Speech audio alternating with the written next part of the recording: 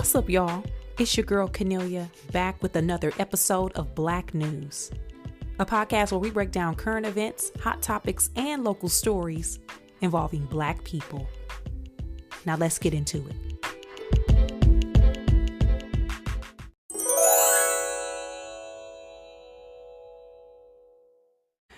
So, hi, y'all. Hi guys. How was your week? How was your week? I know it's been trying times. Mm-mm-mm. All jokes aside, it's been trying times. Yeah. I was out hanging out on, what was it, Saturday? Come home, get on social media, see that we at war. Hey, I was just kicking it, doing things in the community. And then I get home, open up threads, baby. We no limit soldiers out here. And I'm not talking about we. I'm talking about America. Okay. It's a lot going on. And it's just really unfortunate that we got here, that we are here today, that it is to the point, and I don't know all the specific details about what's going on. I know Iran is involved, and I know, hey man, if you're listening, we ain't got nothing to do with it. Okay? It's a lot happening. And the sad part about this, there are literally kids in the military. Yes, you got to be 18, and technically that is an adult, but baby, the frontal lobe, the brain don't fully develop till you 25. And then in some cases, just because you able to vote doesn't mean that you mature enough to be out there on the front lines. These are our kids. These are our nieces, nephews, cousins, brothers, sisters, sons, daughters, friends, family. And I just feel for anybody that is currently involved, for people who already have lost their lives, because we did not ask for this. We did not ask for this. Now, some people low key lightly did ask for it in a way, but I would hope that nobody had ill intentions to the point where they wanted some young people, old and older, because there's older people in the military, anybody to lose their life over anything. It feel like on Avengers Endgame, when in Infinity War, when Tony Stark was talking to Strange, and Strange went off and came back and had to scan all of the possibilities about what needed to happen. And he scanned all of them, and Stark asked him, like, how many options do we have? And Doctor Strange says one. Then on Endgame, when Tony was they was going to work on Thanos, and we was down to the wire, and Strange looked up at Tony, and he held up that one finger, and Tony knew, all right, whatever I'm about to do, this means that's the only option. Y'all, I honestly feel like everything that happened, and this being the 250th year of the anniversary of the United States, y'all, hey, something, yeah, hey, and I hate it had to be us, because I didn't vote for this. I didn't vote for that. But that's not what this podcast episode is about. I just wanted to acknowledge that, because I know it is happening, and I am very aware, and it is making me very upset and very saddened. But put that aside, because we're going to put a pin on it, because baby, we're going to be dealing with this for however long. So we'll get back to that, definitely. Today, I wanted to start the conversation because I mentioned a few weeks ago on this podcast how there is this conversation that popped up online around Black history, specifically as it relates to us being, whether or not people believe that we are from the continent of Africa, the original Native Americans. And then also, some people were saying that they don't think the slave trade even happened, because where are the slave ships? Y'all remember I brought that up and talked about it? And I gave some in-depth thoughts on it, and they still stand. We have all of the evidence. We have documentation from all parties saying what happened and when it happened and how it happened. The transatlantic slave trade was big business, and if you are exchanging millions, billions, and trillions of dollars in between hands, and I'm talking about today's money, but back then, large amounts of money, you're going to document how much passed hands, what was traded for what date, where, all of this. We have this. There's a documentary online right now on Netflix, critically acclaimed, about the Clotilda, which is one of the last slave ships to be found underwater. It was the last one that the people who captained the Clotilda, it was years after the ban on importing Africans, like doing the actual sailing. Maybe years after that, they snuck the Clotilda out, trying to be cute, snuck it out, and went and got some enslaved Africans and brought it back. Then tried to bury and burn the evidence. Well, they found it buried in the bottom of a body of water in the South. There's also a book by Zora Neale Hurston that was released within the last few years called Barracoon that speaks to one of the men who was on board the Clotilda.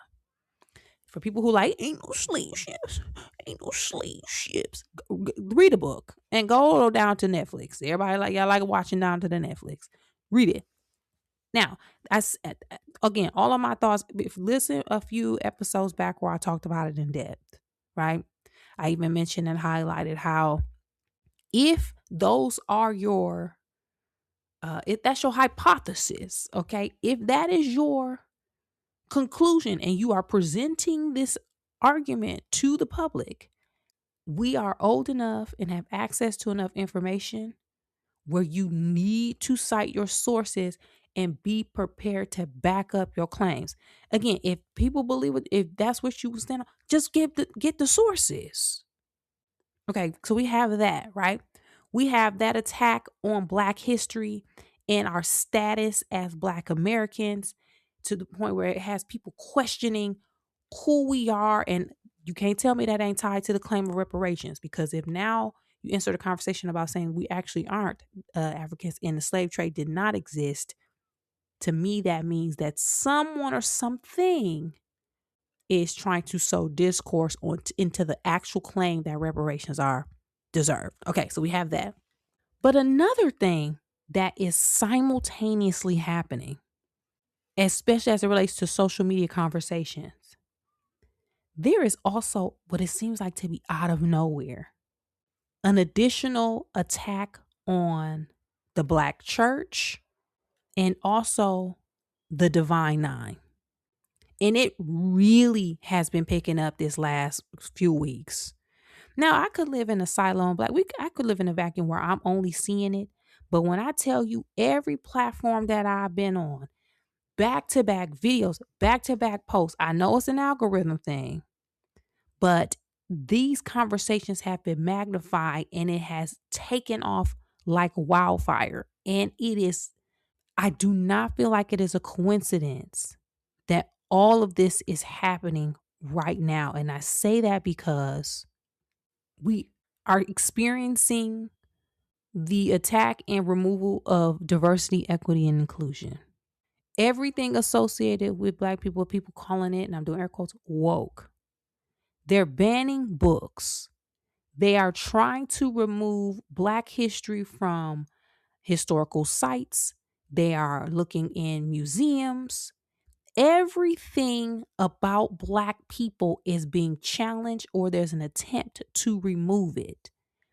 It is not a coincidence that now simultaneously you got an attack on the Black church, the Divine Nine, and also Black history. Okay, so we'll drop that there. Boom. When it comes to, and I'm specifically speaking about the part about the attack on the Divine Nine, one thing that is powering this conversation is an uptick of people coming online and denouncing their membership in the Divine Nine. Now, for people who are listening to Black News and you're not sure what that is Divine Nine. Those are the 9 Greek letter organizations, part of the National Panhellenic Council. These make up, again, all of the historical Black fraternities and sororities that are under that umbrella. Alpha Phi Alpha, Alpha Kappa Alpha, Kappa Alpha Psi, Omega Psi Phi, Delta Sigma Theta, Phi Beta Sigma, Zeta Phi Beta, Sigma Gamma Rho, and Iota Phi Theta. These are organizations that were created at the top of the 1900s, going all the way into the 1960s, rounding it out by Iota Phi Theta, all founded under some of the same or similar, adjacent, or relating principles around sisterhood, brotherhood, scholarship, service, all mankind, social action, you name it, especially when I name those things, what Black people were experiencing at the time, right? Jim Crow, civil rights, women's rights, rights about education, you name it. Black Greek letter organizations and its members were at the heart of every civil rights, equal rights movement throughout the 1900s. Starting from, and I'm going to shout out my organization, Delta Sigma Theta Sorority Incorporated. And again, I'm not saying this as a representative of any organization. I'm saying this as the host of Black News who's talking through what I'm witnessing. And I was saying this is started the after Delta Sigma Theta Sorority Incorporated was founded in 1913. They participated in the women's suffrage march that happened a few months after, I believe it was March of 1913. So always participating when it came to social action, even to this day. But the way and let me back up before I get in that. The reason why people are saying that they're denouncing, a lot of people are saying because there is demonic, right? You worshiping the devil. There is like altars, and you praying to a demonic god. And why is it the Greek gods, not the African gods?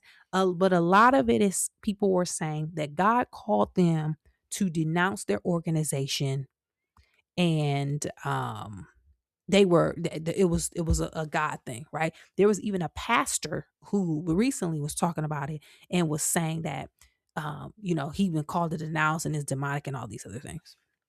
Now, I'm not going to tell people what they felt in the spirit. Honestly, I don't care. I'm not saying that to be me. If you said you felt like something like a demon was in you, hey baby, maybe the demon was in you. Okay. If that's what I'm not here. I don't, I'm not here for that. I'm here to ask why all of this is happening now. And before I even get into that, if one thing I also always question about people who denounce, and I think I talked about this maybe a year ago, you just stop paying your dues and don't be a part. Send a letter to nationals. Like the public announcing needed to get on social media and make a video. I don't understand that. Like I don't understand that. What's behind that? And I will be interested for someone to explain that part to me, because to me, it ain't nothing for you to just stop paying dues and send a letter to nationals to keep it pushing. Like, okay, great. But so that's that. But I'm curious to hear why all of this. Like, why now? Like, it's being pushed in mass, and a part of me. One, I know some people don't really know the history of the Divine Nine. People don't, people only know what they know. A lot of people, hear about it, or the only recollection they have is from watching movies and saying just on social media. But I think I'm just becoming more and more bothered by it because of, and not just because that I don't know that demonic to talk to be true. Like I don't. That's not something that I witnessed from any organization. But also, does that mean that you're saying that the people within it are demonic?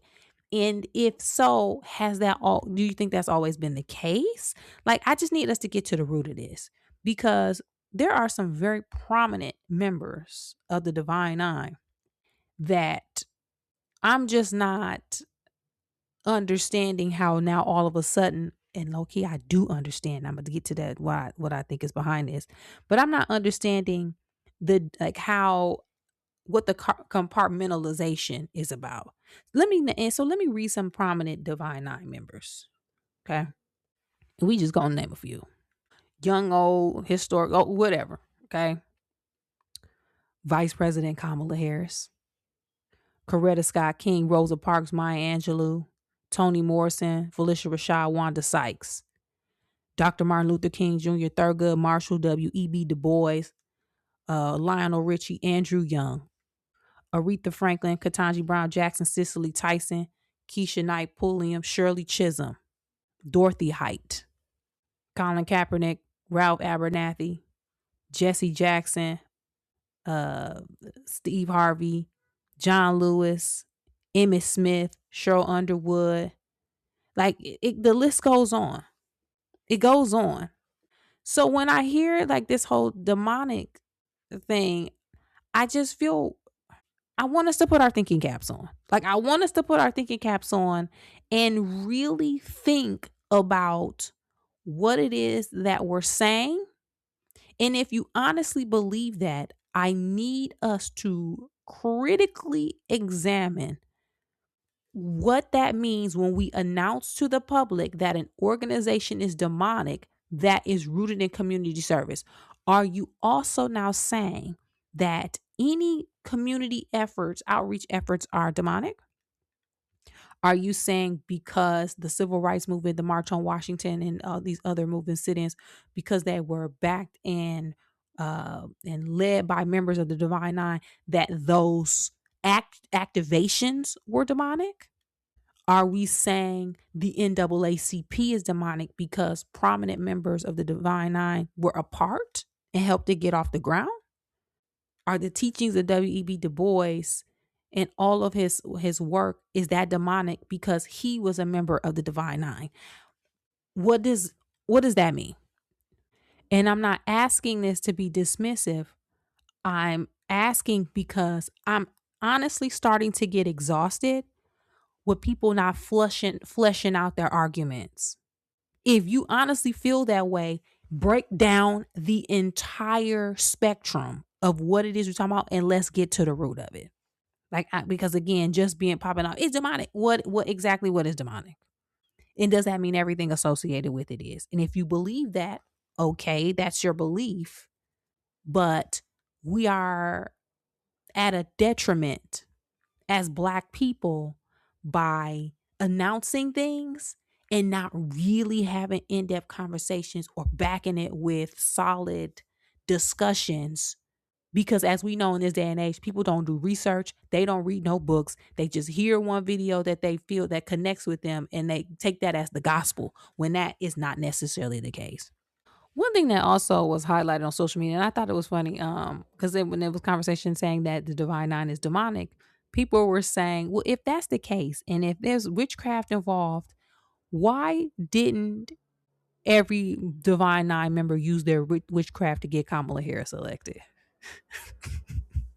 Like, yo, if if people just if there's like a cauldron, and right, and we just standing and people are standing around a cauldron, why didn't the millions of active members join Voltron to get Kamala Harris elected? I did that again. I know that's funny and I know it's a joke, but why? Like, if we got power, why didn't we? Now, I think the point of all of this coming out of nowhere is because there is collective power in that. The same with the Black church. Now, I know there is a conflict happening because a lot of the conversation about the Divine Nine and people denouncing is led by some people within the Black church.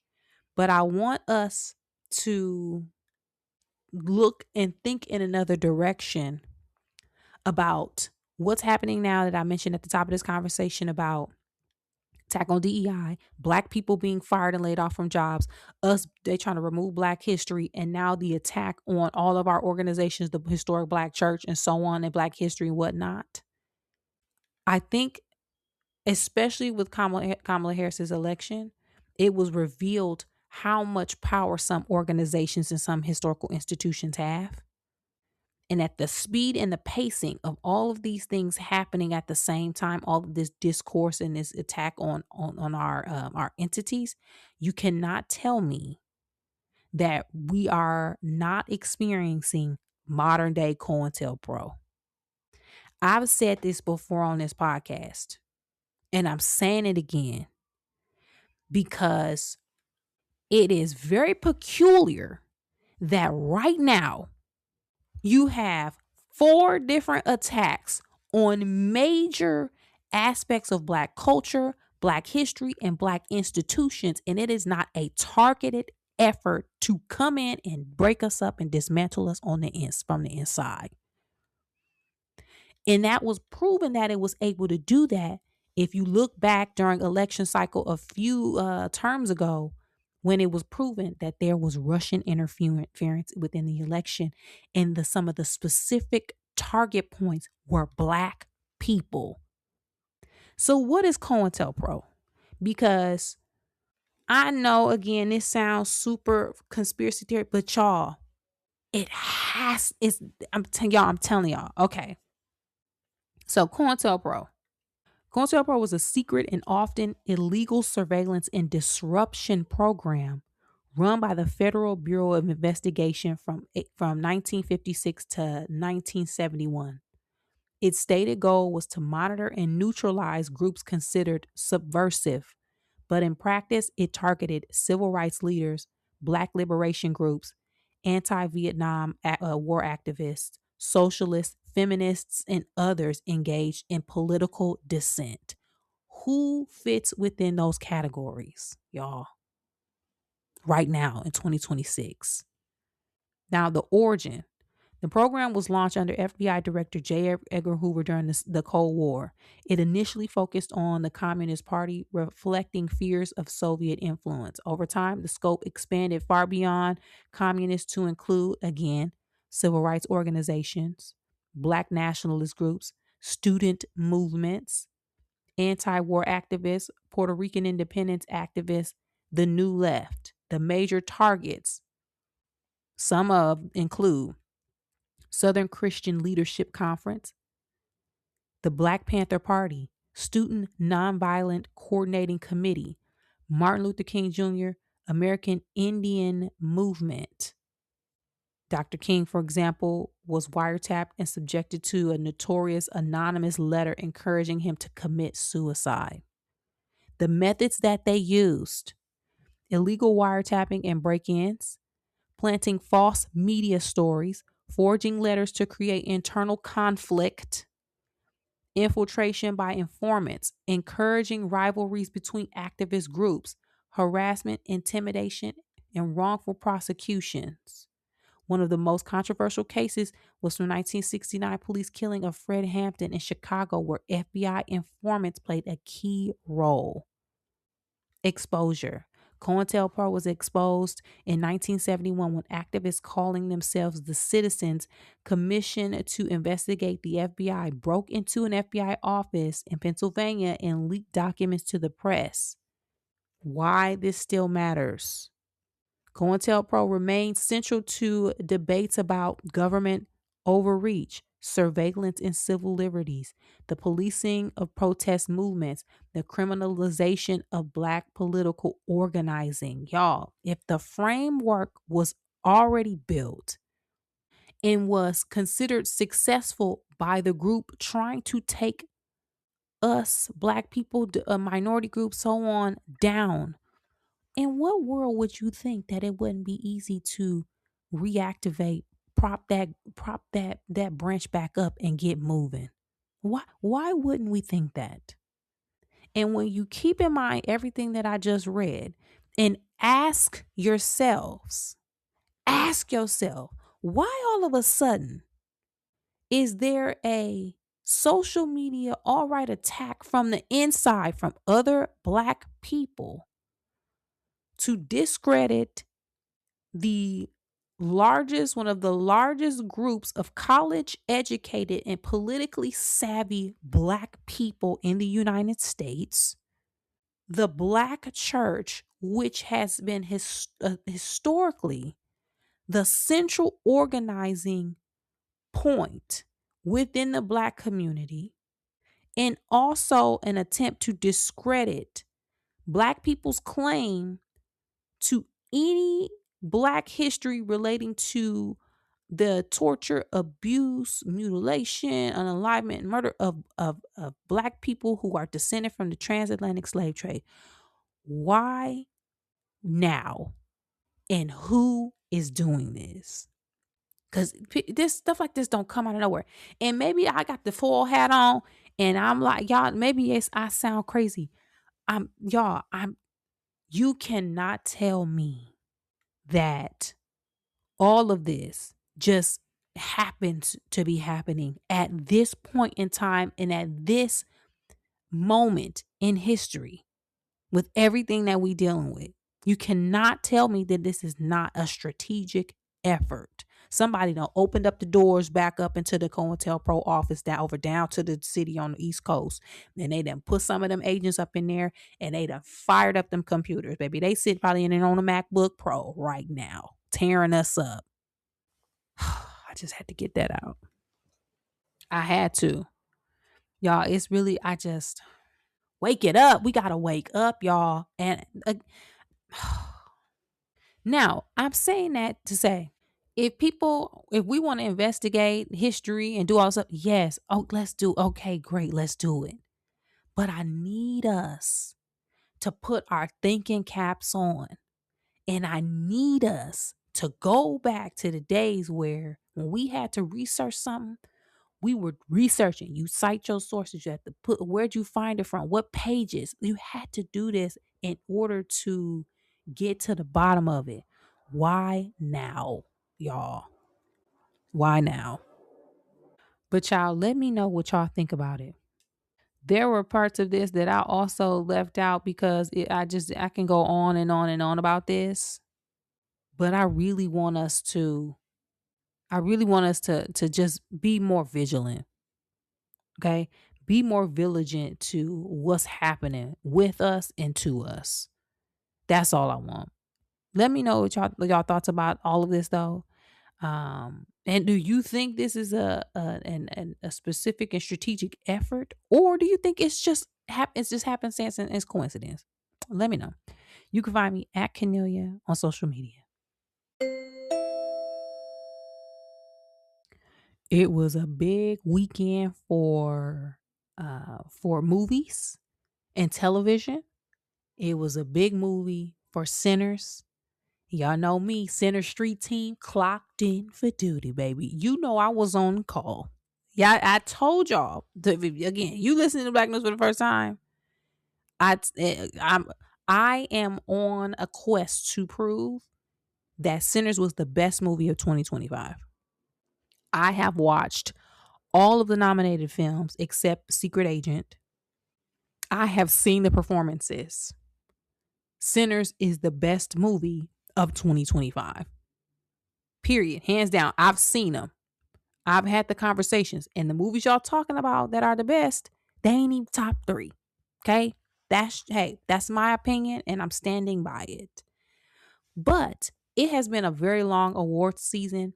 And I believe Sinners across all awards, all critics' choice, all areas, regions, they over 150 awards so far. So I do want to put that into perspective because while a lot of people focus on the major award shows, and I have been too, this movie has been heavily awarded and heavily celebrated. And after what happened, what we came off of with BAFTA last weekend, it's been an experience. But this weekend was the NAACP Awards and also the Actor Awards presented by SAG-AFTRA, and it provided for much needed celebration. So, NAACP Awards, Sinners won 13 Image Awards, and we knew they was gonna clean up, baby. I mean, look, we knew this. When it's time to celebrate Black people, you know the NAACP awards gonna do it. It's a family reunion. I did not attend. I have friends who attended. I saw all of the clips and content on social media. They did what needed to be done and wrapped their arms around not just the Sinners cast, but everyone celebrating their art and work over the past year. So the 13 NAACP Image Awards were Outstanding Actor Michael B. Jordan, Outstanding Supporting Actor Delroy Lindo, Outstanding Supporting Actress Wumi Masaku, Outstanding Ensemble Cast, Outstanding Breakthrough Performance Miles Caton, Outstanding Cinematography Autumn Durald Arkapaw, Outstanding Directing Ryan Coogler, Outstanding Writing Ryan Coogler, Outstanding Costume Design Ruth E. Carter, Outstanding Stunt Ensemble Andy Gill, Outstanding Original Score Ludwig Göransson, Outstanding Soundtrack Compilation Album. Well deserved. And throughout the night, we saw clips on social media, and if you watch it on BET and the other stations, certain people in particular, I feel like needed to get their flowers. Specifically in this case, Michael B. Jordan and more so, in my opinion, Delroy Lindo, because Delroy Lindo has been in the business of entertainment and acting for I believe over 50 years. He has delivered performance after performance on stage in front of the camera. He has been in some of our most memorable movies. I was introduced to Delroy in Crooklyn. Maybe before that, because did Malcolm X come out before Crooklyn? Around that same time, Malcolm X and so Romeo Must Die. There's so many times where he has been a part of our entertainment lives and experiences and has never gotten the credit that he deserves. He is up there with Sam Jackson, Denzel Washington, you name it, the rest of them, and should be treated as such. And based on what I saw, he felt that love and appreciation and adoration. He felt it. Same with Michael B. Jordan. One thing that I notice is happening is that, and this tends to happen often, a lot of times people latch on to a particular performance, not because it's the best, but because they like the person or they relate to that character, or it could be just outright racism. Like, let's keep it a buck. But as someone who is a part of the entertainment industry and has studied the craft of acting, Michael B. Jordan having to break down it is very difficult to break down one character. You can tell the difference when somebody phoned it in on a character and when somebody really did the backstory and the work. To have to do that 2 times is not easy. It is challenging. Then you in the damn heat. You have an accent, an ensemble cast, and you playing yourself side by side. Y'all, again, a lot of people don't understand the technical element of that. So I feel like Michael B. Jordan is being overlooked in these conversations for whatever reason. So it was great that he got that love at the NAACP Image Awards, especially after being called the N-word, child, at the at BAFTAs, which we uncovered. BBC could have took that out of the stream, and they didn't. But then also the next night were the Actor Awards presented by SAG-AFTRA. And I'm taking a personal, this is a little more personal to me, just as much as the NAACP Image Award, because y'all know how I feel about the NAACP. Y'all told you I want me an NAACP award. But I am a member of SAG-AFTRA. I'm a part of the union. I am a proud union member. Strikes going out, we picketing. We want equal rights and protections for actors and performers and below the line workers. SAG-AFTRA provides incredible health care to people who qualify each year. There's so many aspects of it. Y'all, child, they would have us jumping off buildings and shooting ourselves in the foot if it wasn't for protections from our union. But also, I honestly feel like, and I said this before, I said I think SAG-AFTRA is gonna handle business, because what I'm noticing with a lot of within the film and television guilds, you got different critics awards, you have DGA, WGA, you got the Producers Guild, you got the Academy, all of these things. SAG is one of, to me, the best representation of actual winners, because the majority of the voting party are in the field, in the craft, and not just at the level of like a Sean Penn, Leo DiCaprio, Viola Davis and them. Only, and I'm being generous with this, only 5% of SAG-AFTRA members are those uber celebrities that you think of when you think of celebrity. Only, and my numbers are, I know my numbers off with this, but I'm just going to throw it out there because it's somewhere in that round. I'm not mistaken. Only around 20%, or give or take, of SAG-AFTRA members qualify, make enough money in acting or entertainment money to qualify for the health insurance. Y'all, that qualification number, if I'm not mistaken, it's around $25,000 a year. SAG-AFTRA is acting is a blue collar industry. So you have people voting on the actor awards who maybe doing small theater, who maybe book one gig out a year. Maybe they ain't booked in years, but they craft people. They love the acting. They love, and they are part of this. They're part of this business. So to me, it is a more realistic perspective from people on the ground, the actual worker, right? The actual artist, the craftsman, the craftswoman. As where if you have something like Critics' Choice Awards, you listen, we're learning this in real time. There's a lot of people who are considered critics who haven't even watched any movies by Black directors, or if it or in any movie that has more than 2 or 3 Black characters. And I would question how you would consider yourself a valid critic if there is a whole subset of films that you refuse to even watch. Your database ain't deep enough. That's just my opinion.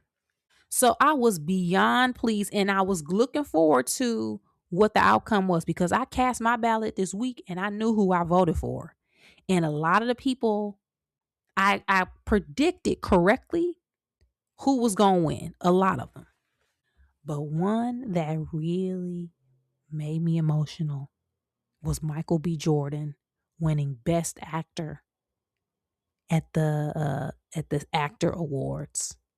I voted for Michael, had my vote, and he was just as surprised as the rest of them. And the award was presented to him by Viola Davis. Entire room erupted. Let me play this because this went viral. Child, Viola Davis was up there cutting up. Okay, y'all know when black people present an award, the Black person won before they announced it, because we be cutting up there. She was hooting and hollering. Okay, let me play Viola Davis. And the actor goes to You Are Shining Herald of Michael B. Jordan.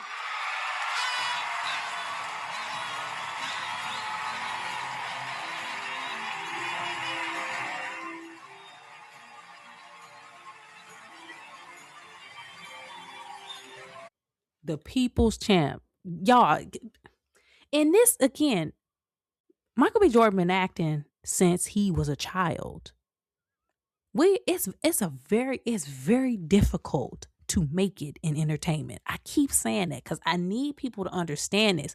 When y'all friends and family be having dreams and they be on this quest and they move west or to Atlanta or New York on this with this passion, they are up against insurmountable odds. It is so hard to make it out here. Y'all, it's hard. So for him to be almost 40 years old, to start as a child actor and not lose his mind, to still consistently be working and getting better, y'all, that is a testimony within itself. People don't make it like that. They don't. They don't. It's about, a lot of people think it's about like skill and no, and luck. No, baby. It's honestly, it's endurance. It is endurance because sometimes, and he's talked about this before in his own journey, there will be moments where he like, man, probably gotta go back home. He even talked about one time him and his friend, his homeboys pulled up and tried to get a job at like Jack in the Box or somewhere, and they didn't get the job. And they were like, he was down. He was like, I ain't gonna make it, and then booked something. And then was back there, and then something was happening. Like, man, I probably gonna have to go home, and then book something. That's how it's literally a feat of endurance. Can you last it out? Also, you got to be talented. You got to be charming. People got to want to work with you. But a lot of it is that. So the way the crowd erupted, I just loved it. And Viola Davis, what she said, I believe she said, "You are shining, Harold Loomis," which was a quote from August Wilson's play, Joe Turner's Come Home. Y'all know Viola, she theatered down, baby. So her even calling that out, a legendary Black playwright, at Michael B. Jordan, after Viola Davis also helped campaign for Sinners. She did a really good Q&A with them. It's on YouTube if y'all want to watch it, because y'all know Viola going to ask them real questions, okay? She was trying to get to the Black questions, baby. Watch that when you have a chance. It was just such a beautiful moment. I'm going to play a piece of Michael B. Jordan's speech. Y'all can listen to it in your downtime, because I also want to quickly acknowledge that Sinners then also won Best Ensemble at the Actors Awards. Again, I'm telling y'all, when it's time to look at and get awarded, and I'm not just saying this because I'm an actors union. SAG-AFTRA gonna handle business, because it's the working, it's people. Like it's actual people. They won. And this is Ryan Coogler's, he's the only director to have won to have a movie to won Best Ensemble 2 times. The first one was for Black Panther, led by Chadwick Boseman, rest in peace. And then now Sinners, led by Michael B. Jordan. Delroy Lindo gave a beautiful speech about it. And again, this was just a good opportunity to showcase him, that cast, but for Delroy to get his flowers and to know that he is appreciated in this business. Now, let me play a part of Michael B. Jordan's speech, and then we're going to wrap up, because y'all know I could talk about this forever. And also, I do want to say now, people saying this, we got a race for Oscar. It's going to get interesting. This is about to get interesting, because now at all of the award shows, there have been different winners for Best Actor, Best Supporting Actor. Sean Penn won last night. He wasn't there. Amy Madigan won for Best Supporting for Weapons. But it's about to be a race. Y'all know who I'm going with. I need Sinners to win all 16 awards they're nominated for, and I need Autumn Arkapaw to get her just due. But I'm going to play a part of his speech, and then we'll wrap up. But let me know what y'all thought about this, and were y'all just excited as I am.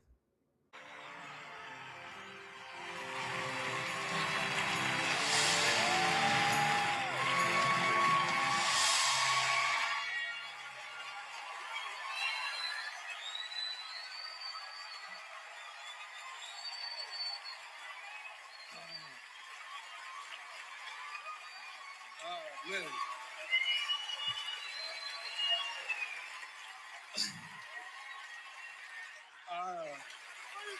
I don't even know where to begin. I wasn't expecting this at all, and I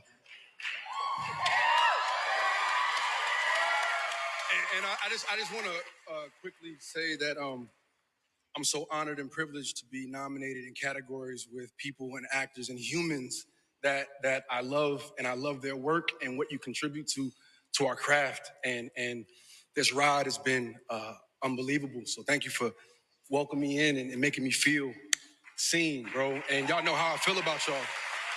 Uh, I remember, y'all want to thank SAG after. I remember as a kid in this industry, and you had to earn your vouchers to become a member of SAG. And I remember, I thought it was this, this club that I wanted to be in so bad, but you had to get, vouchers, and depending on how many lines you had in an episode or a show would determine, if you got that membership card or not. And I remember watching all the other actors that I looked up to being a part of that club, being a part of SAG-AFTRA, being a part of this community. And I was like, man, I want to be that one day. So when I got my SAG-AFTRA card, I was like, man, I'm like an entry level member. And those guys that were on stage with the awards and the nice suits, talking, being in fancy places like that, that's what I always wanted. And that kid from Newark, New Jersey is standing here right now. Mom, thank you for driving me back and forth to New York when we didn't have enough money to go through the Holland Tunnel, when we were looking for gas money, parking spaces, you know what I'm saying? When I went up there for my auditions, thank you. I want to thank you to Ryan Coogler for giving me the opportunity to show what I can do and to be fearless and to create a safe space for us to find the truth, like you do with all the other actors that we had the opportunity to work with. Wunmi, Miles, Delroy, Haley, Jamie, Lily, Omar, everybody that had something to do with this movie. You guys lent us your talents and you lent us your time and your vulnerability. So thank you for allowing me to do my best work. And man, just being in this room right now with all these people who see me grow up in front of the camera and in these rooms, and I feel the love and support that you've always given me and encouraging me to go on and do my best. So just want to say thank you. And yeah, man, this is pretty cool. Yeah, it's cool. Thank you. Oh, Mike Pam, Warner Brothers. Thank you guys. Love y'all. Well said. Y'all, that baby was emotional, okay? Well said. Again, let me know your thoughts about it. You can find me at Kennelia on social media.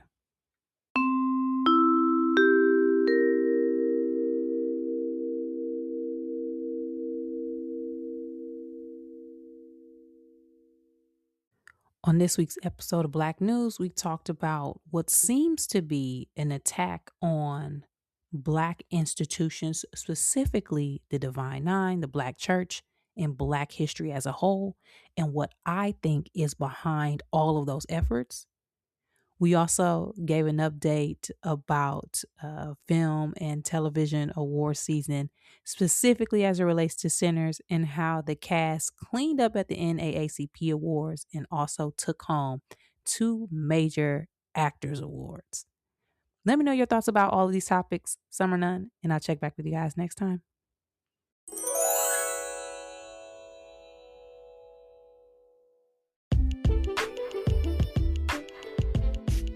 That's it for this week's episode of Black News, y'all.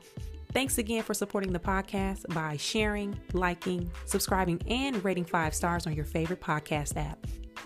To find more information about me, you can check me out at Kennelia on social media, as well as on my website, which is kennelia.com.